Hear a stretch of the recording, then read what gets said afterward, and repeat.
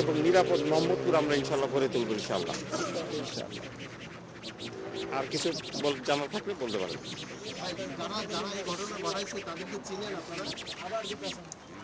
এখানে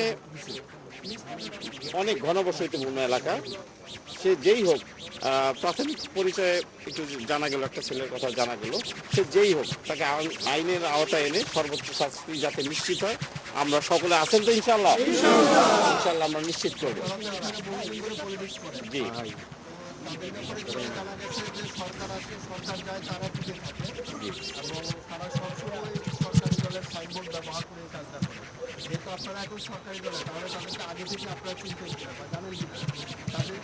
একটা আমি একটু আগেও বলেছি, এটা ঘনবসতিপূর্ণ এলাকা এবং অনেক অনেক মানুষ এখানে থাকে, ভাসমান লোকজন থাকে এখানে, আসে যায়।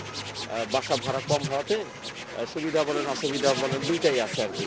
তো জনাব তারেক রহমানের সরকার, আমি দায়িত্ব নিয়ে বলছি, এগুলো এখানে প্রশ্রয় পাবে না ইনশাআল্লাহ।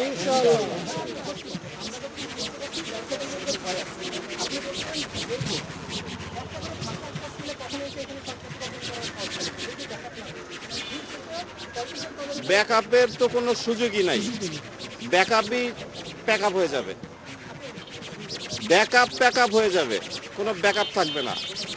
মানবিক এবং নিরাপদ মোহাম্মদপুর ইনশাল্লাহ জনাব ববি হাজ্জাজের নেতৃত্বে জনাব তারেক রহমানের সরকার নিশ্চিত করবে ইনশাল্লাহ।